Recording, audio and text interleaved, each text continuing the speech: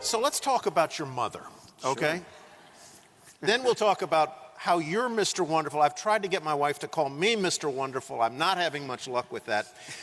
But do you really literally mean that if you are in business, you have to be willing to fire your mom? You know, it's true, you do. Because in the end, when you create a business and you start one, many entrepreneurs in this audience will understand this comment, your allegiance has to be to the business first. Because without that, all the good things that you want to do are going to fail. And so as your business grows and you make decisions about individual people, you can't let your emotion get in the way of what you really need to do, which is to drive success of the business. And so the minute you get your first customer, you now become number 2. The minute you get your first investor, now you're number 3. The minute you hire your second employee, you're number 4. It's still your business, but now you know who you have to serve. And I think a lot of entrepreneurs that fail don't understand that you're always serving someone. A shareholder, a customer, the business. And if you lose sight of that by letting your emotions get in the way, and this often happens, it certainly happened to me in early days, many people hire their friends. They start a company with their friend or with their brother. Good way to end a friendship. Or it's a family business. And very often, nepotism is what kills the golden goose. Because very often the better manager is not your sister, brother, uncle, cousin, whatever. And I live through this all the time in the companies that I'm an investor in. I have 32 portfolio companies now. I watch this happen every day. And I don't let emotion get in the way of the true pursuit of what matters, the success of the business. Whether it's your mother or not, let's take it away from the idea of firing your mother, but just because it sort of is a conversational thread that I can pick up on. You've had to fire people. Yeah. How do you do it? I'm sure people here, it is the thing they probably dread doing the most. Yes. And how do you do it fairly without inflicting undue hurt? The key to ending a relationship is to explain to the person that you're doing it to why it's happening. Because they won't learn anything from it unless you do that. And in my companies, particularly ones where I have a control position, I do that myself. It's the hardest thing to do. I'll make 2 comments about it, and I see this happen with weak managers all the time. The moment you realize that that person isn't right for the job is the time to take them out of it. Because it's not fair to them.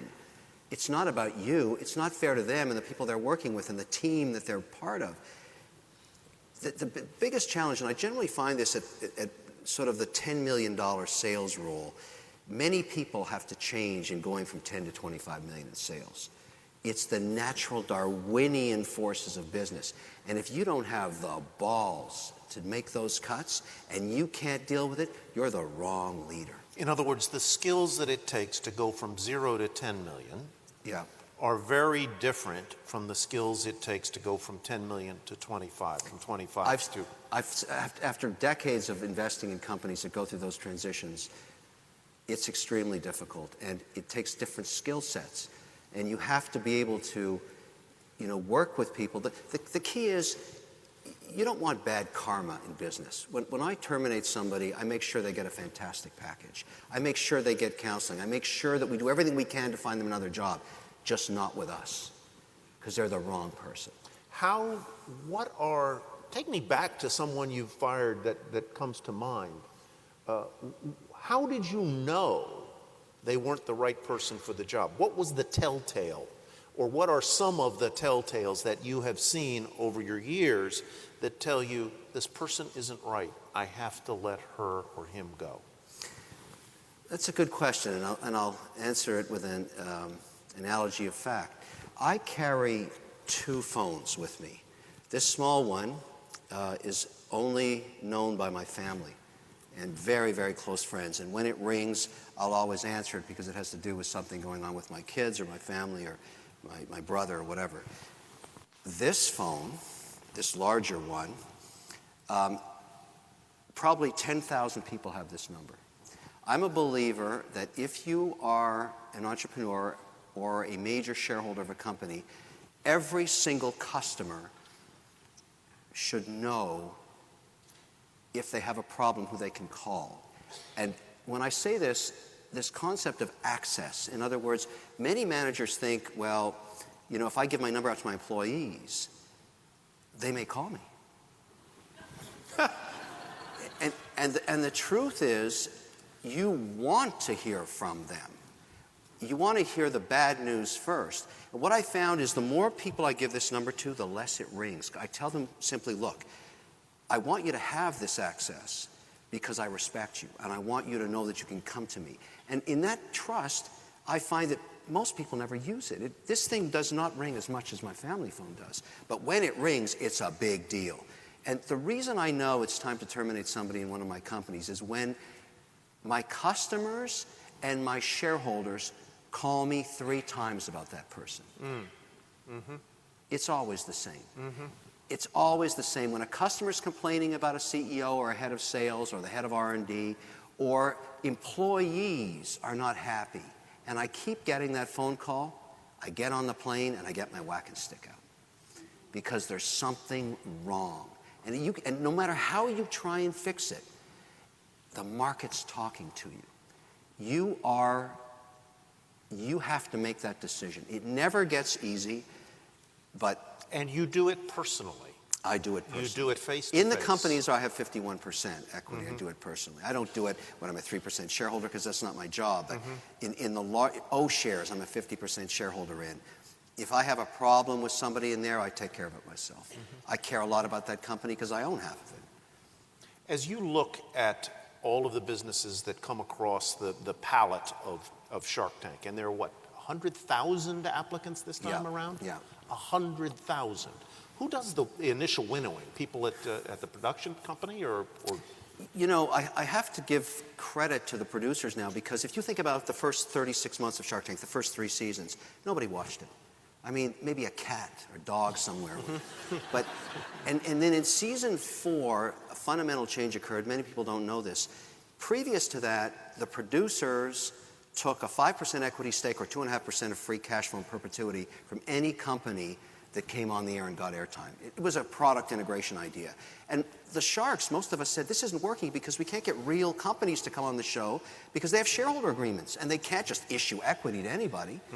And so when the decision was made, and I'll give credit So that rule was an impediment. It was a huge impediment, and it occurred.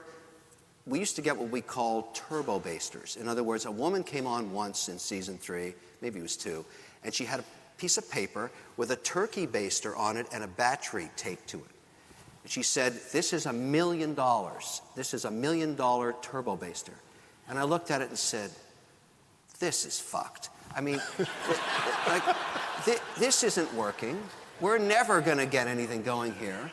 And that is known as the turbo baster problem. And we went and fixed that in year 4 and took away all the covenants on equity and all that stuff. And all of a sudden, that's the year the show went geometric, we got incredible entrepreneurs, amazing deals, venture-backed, angel-backed, you name it, and the show went geometric. But the key there is the producers, over those first 3 years, became very hip to figuring out how to work with VCs on which deals to bring. What were to bring to the set, to bring to you guys. What entrepreneurs, what was their history? How did they work on television? And so the most valuable asset inside Shark Tank are those 120 plus producers and PAs and assistants and showrunners that actually look at those 100,000 videos and say, that one, and that person, and that one. And somehow, when we get there, which we will on June 13th this year, it'll just sizzle like an isotope when we show up. So how long, I think the audience might be interested to hear, obviously each one of the pitches is heavily edited down to the best parts. Yes. And for it's edited down for narrative, it's edited down for conflict and collision of ideas. How much time, so it's how long is an average segment, and how much time do you actually spend interrogating the pitcher? You know, that's a good question, and I'll tell you, and this is probably one of the most important lessons I teach. I teach graduating cohorts now in engineering schools to try and convince a third of them to start their own business. Places like Notre Dame, MIT, getting those entrepreneurs out of those engineering classes is important just to be globally competitive. But I always tell them about my Shark Tank experience after seeing thousands of pitches for all these years. And whenever I talk about Shark Tank, these are the three attributes you find in every successful pitch by the minute. Let me give you the time. The ones that work, the ones that get a check, does not determine the outcome of the business. These are the ones that get a check, that actually start their journey funded on Shark Tank, that go into the ecosphere Shark Tank, that get followed every year by all the networks, that get all the daytime television and all that stuff because they got an investor. In every case, they're able to articulate the idea in 90 seconds or less. Every single time they were able to say, and most of them are 60 seconds, they say, look, I'm from Cohasset, Massachusetts. I put cupcakes in a jar and I FedEx them to people. I get it. Mm-hmm. The ones that ramble on and can't get the idea out, and it's still 10 minutes later, and we're still wondering, what are they talking about? They never get funded. So that's number one. That only is 90 seconds. The next segment is the part of discovery where they explain to you, and I generally only invest in teams now. I like the yin and yang of two partners that bring different skill sets. But they explain over, let's say, a 10-minute period why they're the right people to execute the business plan. And this ends up being very important because when those two come together, you can start to see, I can see Cuban over on my right starting to make noise, and Barbara's starting to get excited over here because, wait a minute, these guys know what they're doing. I love the idea. They know what they're doing. They have a high probability of success. But here's the killer, and this is where you can spend an hour, 2 hours. And sometimes you do. We do. There are some legendary cases that have gone past 2 hours. By now, there's a competition going on. There's going to be an investment. It's just who's going to do it. Who's going to do it? And Who's going to get it? And what are the terms? But then the discovery and the one where they fall, I've seen so many presentations crash and burn here. The numbers. They don't know their numbers. And if you show up in front of me on Shark Tank and you get past phase 1 and 2 and we spend an hour, and you don't know what the gross margins are, you don't know what the break-even analysis is, you don't know how many competitors you have, you don't know how fast the market is growing. If you don't have the answer to all those questions, I should put you in hell in perpetuity. You should burn in hell. Because you got there, you're on the carpet, you're there about to start your journey, and you don't know your numbers? Immediate execution. I mean, that's unbelievably stupid. But that's the one. And that's do many who get that far, do they fall there? It happens more often than you would believe because the confidence of the investor, you can see it just like the soul of a body drifting out. That's exactly what's happening. I thought, I can't believe this. These morons don't know their numbers. And I feel it's my moral obligation to send them to hell. Yeah. I really do. Yeah. I mean, so that is very important, and that discovery can take a long time. When you're confident they know their business model and they're the right people to execute the plan and you get the opportunity, that's 2 hours. Now, the editors have to cut that down to 8 minutes, and they've got to find those moments that define what that deal's all about, and they become masters at that too. I mean, I watched Shark Tank just to see how they edited it, because I was there, and I went, that deal was 2.5 hours. And they're amazing editors. They're really good. How do you get it down to that level? That is really their skill. We talked last night about the success rates that you have found in your portfolio companies, and the fact that in terms of return of capital, who does best? Yeah. So this happened to me, and it's got quite a bit of press lately, but it's a fact. 2014, what happens is most sharks now have their own VC firms. So you set up a company, mine's called LEARY Ventures, you staff it, you bring in interns during the shoot so you can have a bunch of people doing due diligence. Mine's run by a guy named Alex Kenjeev, who is an IP lawyer from Boston, MBA, Russian poet. Very strange dude. But he is a master at this. And so at the end of 14, we said, let's do a going concern audit. We had about 27 portfolio positions then in private businesses. Because the auditor said, look, some of this stuff's going to have to be written off. I mean, you don't get 100% success. Everybody knows that. So they said, let us do a study. We'll determine which ones you're either going to have to fund or take to zero on a mark-to-market basis. But we'll also try and find for you, because you're doing so many. I mean, 27 positions is more than most VC companies have. Today I have 32 on the books. And they said, let's try and figure out what the common attributes are of the ones that are successful in returning capital.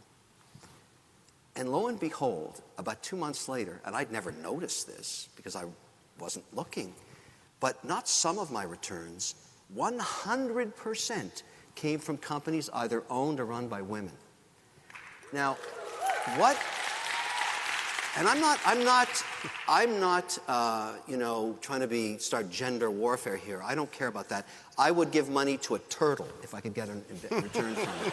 It doesn't matter to me. But the point is, what is it about? Because the companies are generally at the small end, 5 million in sales, to the high end, maybe 350.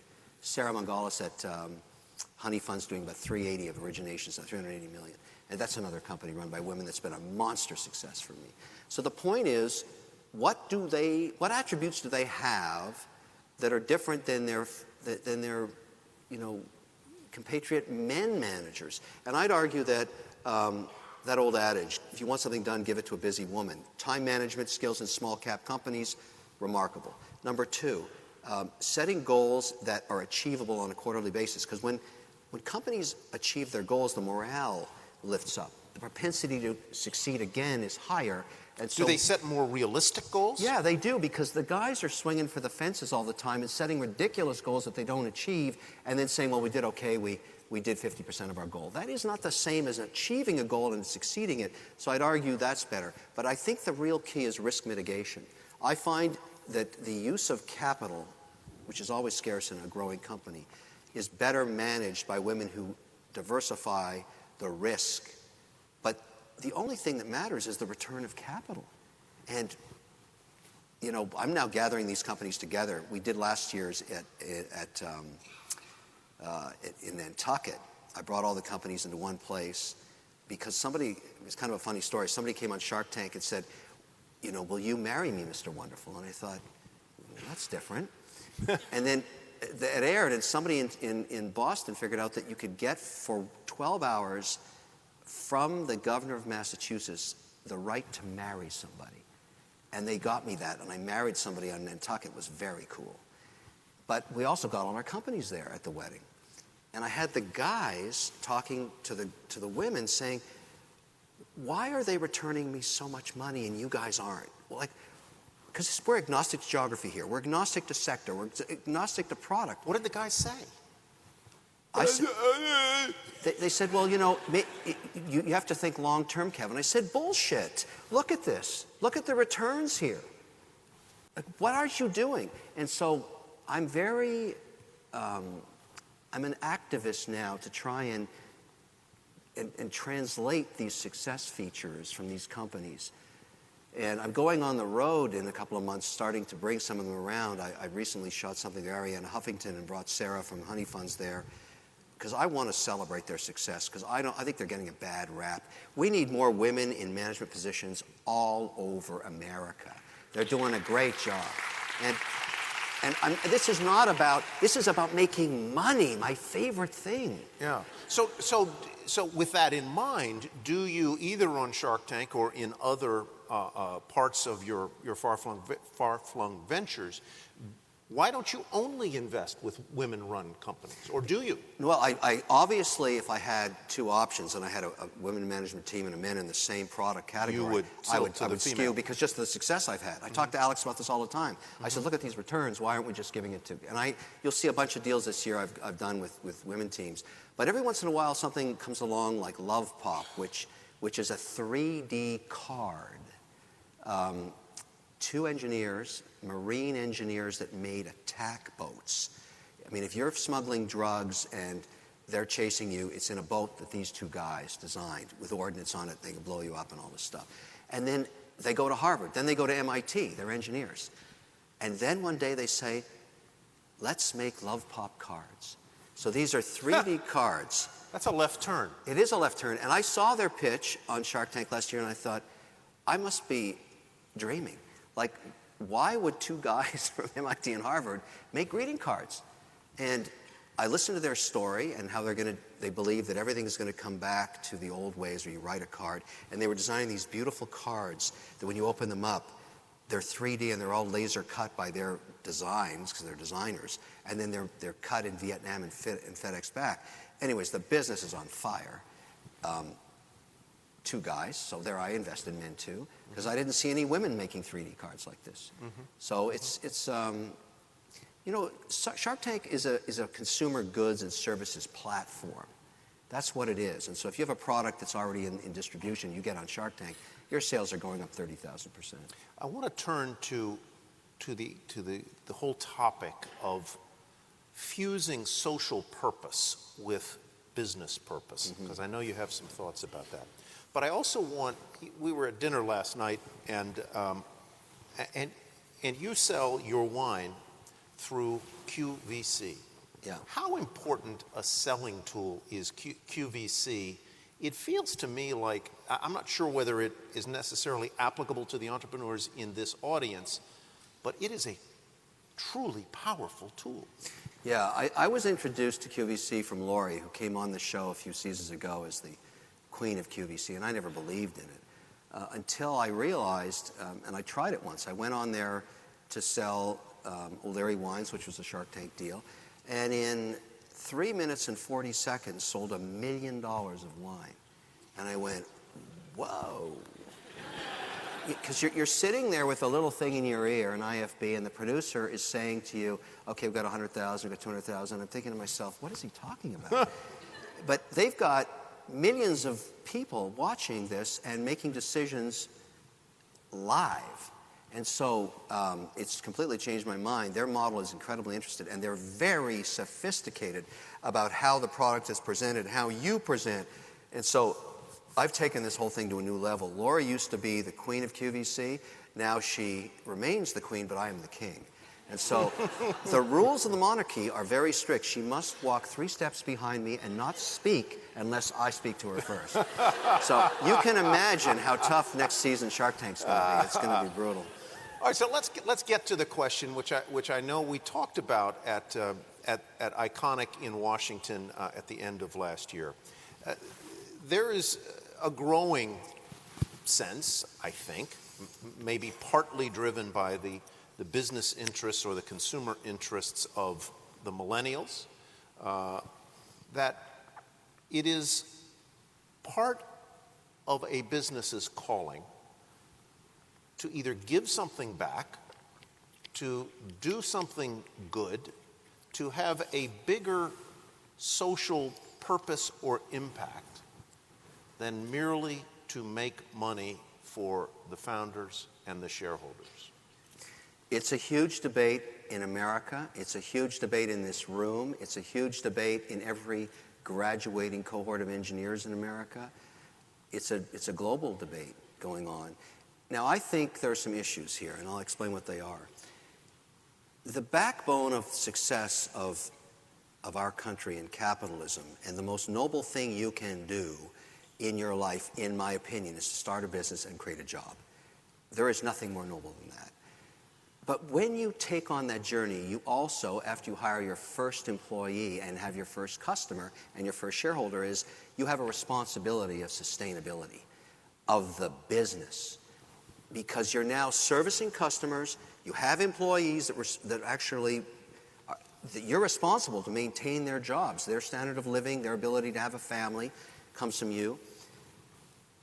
Now, when you introduce a new mission, because the primary mission of a business is to take care of its customers, its employees, and its shareholders. That is the DNA of business.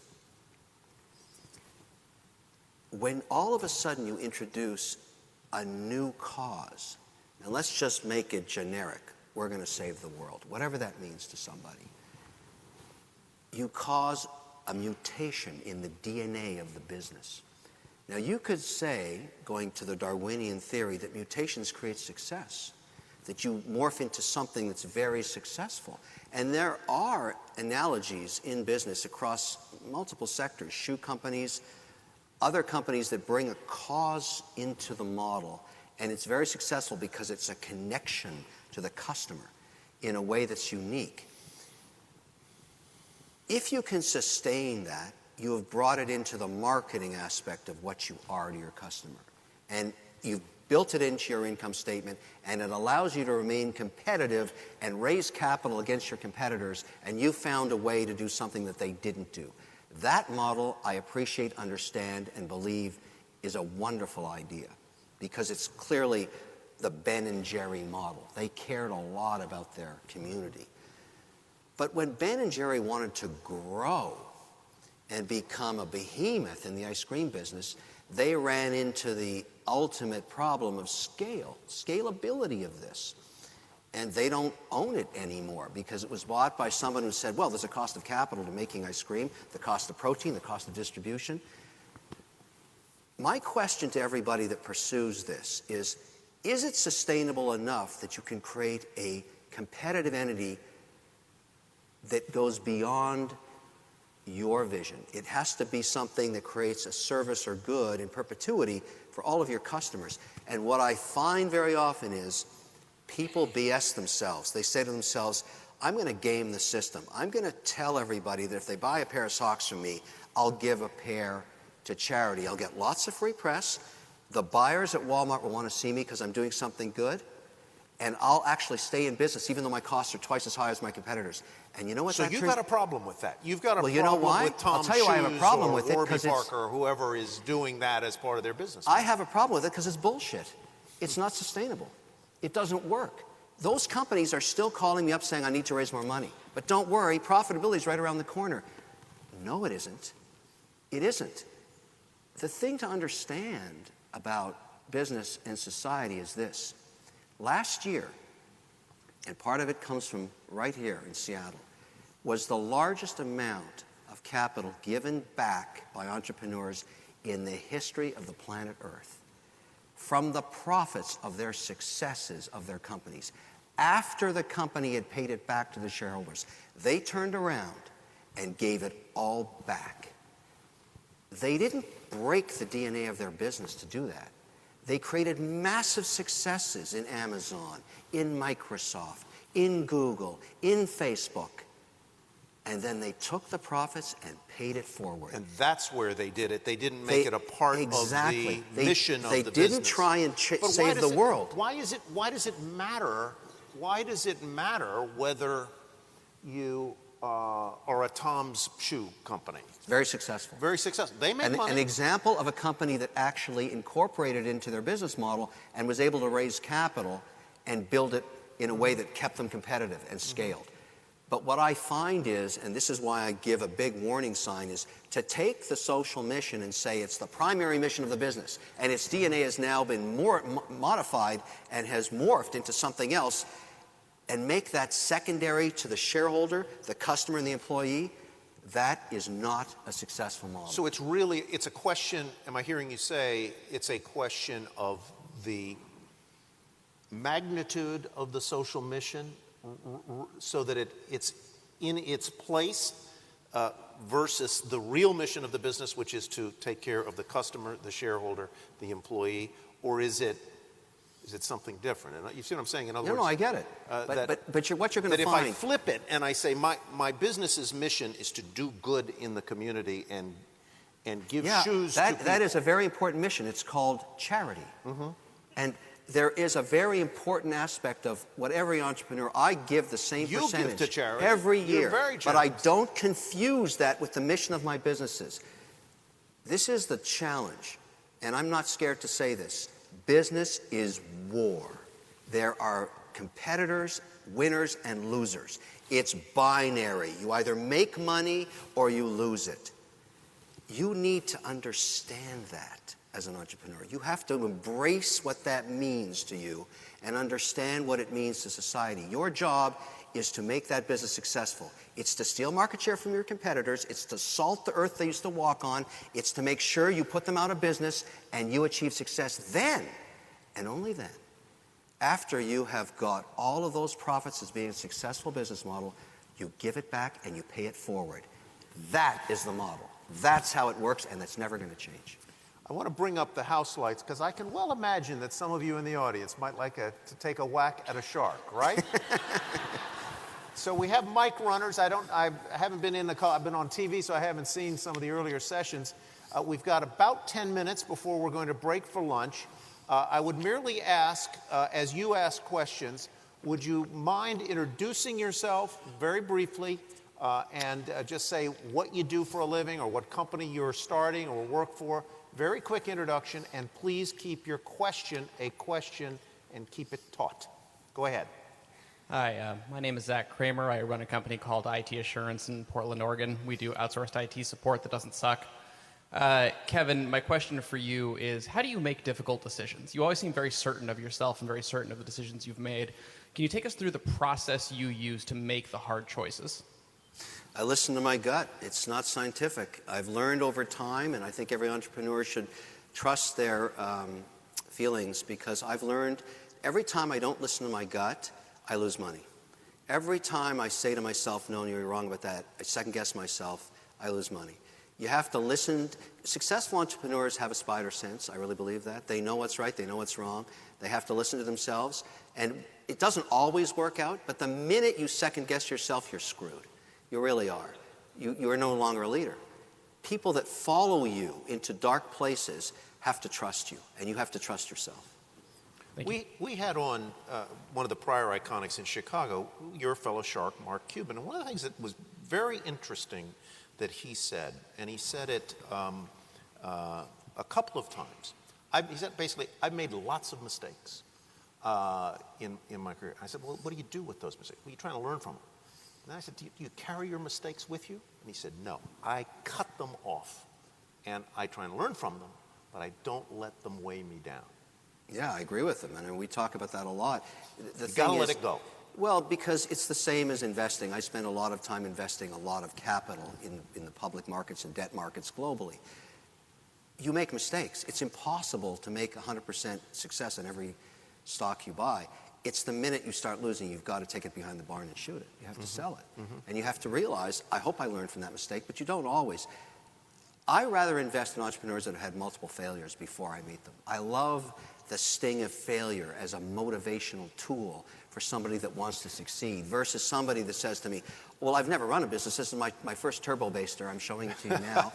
And that's, to me, that person isn't ready for prime time. I love what failure does to your way of thinking. It brings fear into it, and it's great. Do we have a question down here? There went a turbo baster, actually. I think it was what it was. Hi, Kevin. My name is Andrea, and I own and operate outpatient therapy clinics for children. And my question is about with making money. I'm all for making money. It's why I'm doing it.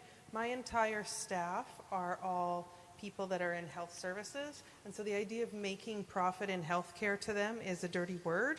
And I'd be interested to know how you would talk to people that have that belief that they should be there just to do good, not to make money, how you would address that. Interesting question. It is an interesting question. You find that also in education, an area that I was very involved in for a long time.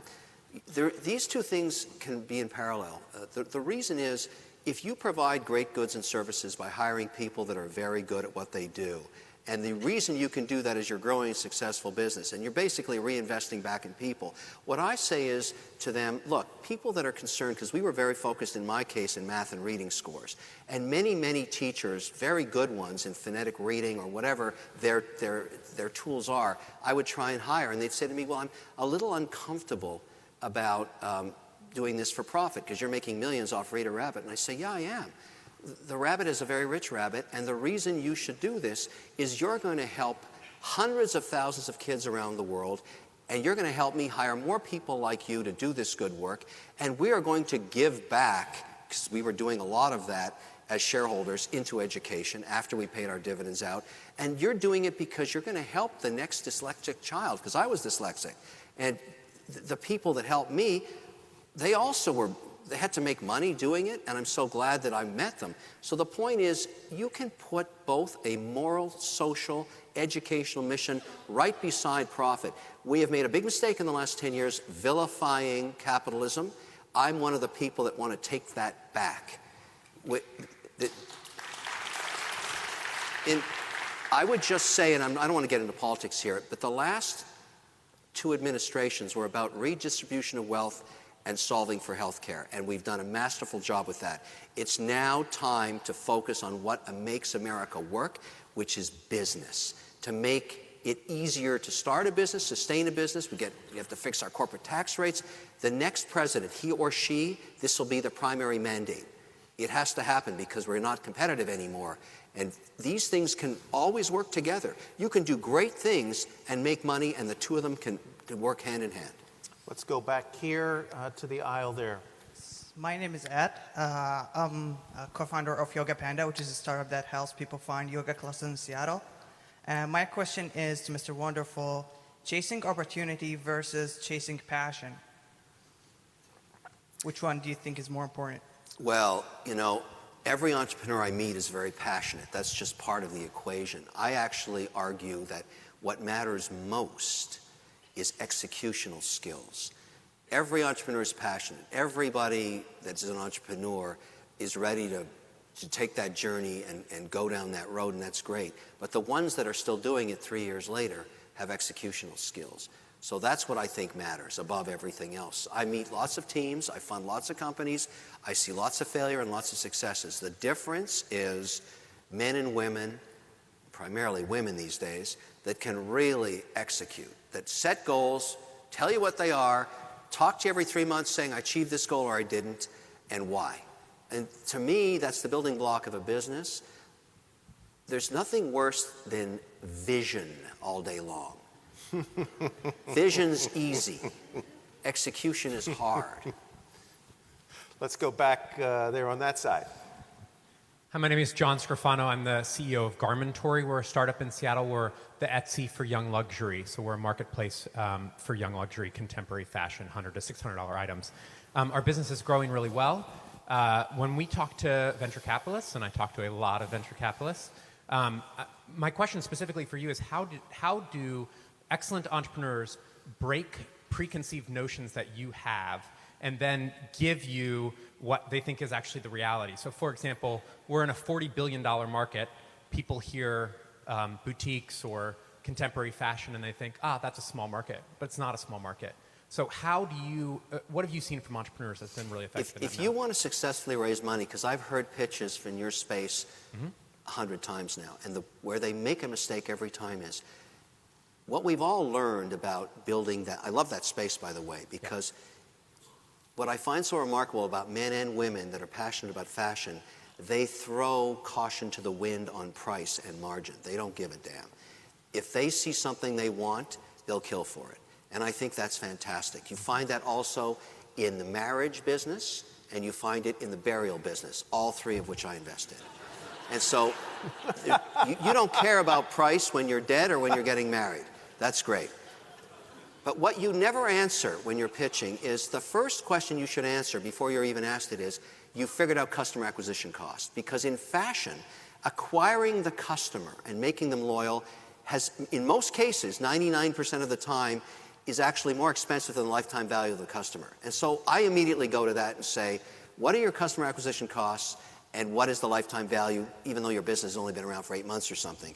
And that's where I find the model's broken, because unless you can find a way to acquire a customer, and the ones that have been successful have, you think of those in the bridal business, for example, that sell dresses, rent dresses, and in groomed, gowns and everything else, they have found a way to get that equation nailed down. And anybody in here that's pitching an online business, answer that question first. The first in your deck, after you've explained what the business does, let the second slide say customer acquisition cost, lifetime value.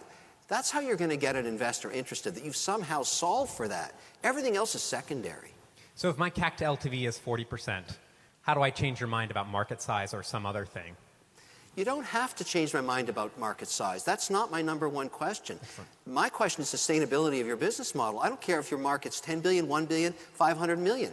Am I going to get, sustainability to get 10%, 15% share of the market? I'm a quick study on this stuff. I can figure it out in a couple of minutes, whether it's going to work or not, based on your customer acquisition cost. What do you know that I don't know about getting a customer? Because I've done it in multiple sectors now. I know what works and what doesn't. The reason companies like, Bottle Breacher, which they take ordnance, bullets, and turn them into wedding gifts. I mean, how crazy is that? But they know how to acquire customers, and they're wildly profitable. Same with cupcakes, same with wedding gifts. The question is, if you talk to Sarah, who runs Honey Fund, all she talks about is customer acquisition cost. That's it. That's 99.9999% of her business challenge. After that, she knows what to sell them.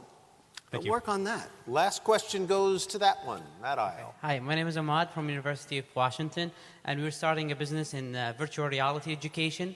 So my question is, you highlighted that team is the most thing you will be investing in. What kind of characteristic or dynamic you look into the teams before you invest in a company? Oh, that's a great question, and a good way to end it. So what I look for is teams that augment or solve for the leader's weakness. Because if you come and tell me, you're the CEO, you're the founder, you're the largest shareholder, that you know and you're perfect at everything, I know you're full of crap. That is so not true. Great entrepreneurs know their weaknesses and surround themselves with solutions. The logistics person, the marketing person, the accounting person, the saleswoman, the salesman. And I'll tell you guys a little secret here.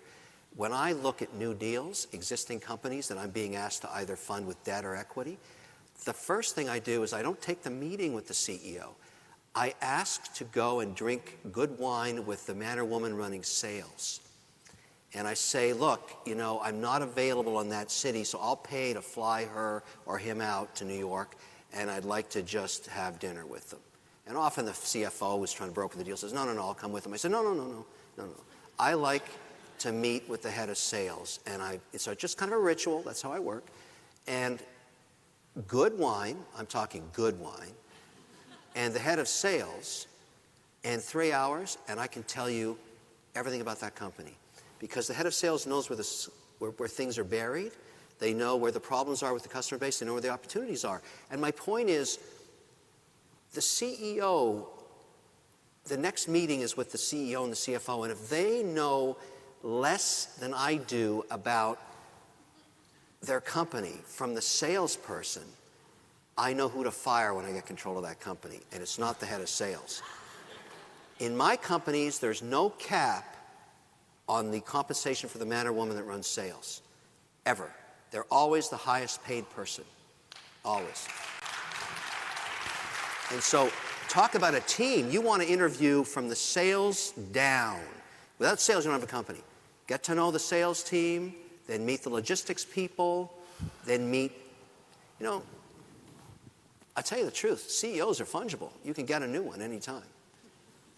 They are the captain, and if they can't lead the ship, you got to swap them out.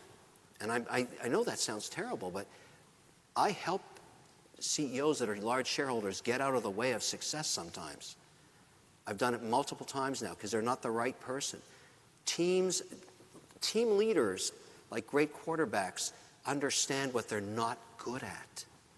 There's nothing worse than an arrogant CEO that thinks they're good at everything. I just can't wait to shoot them. And on that cheerful note,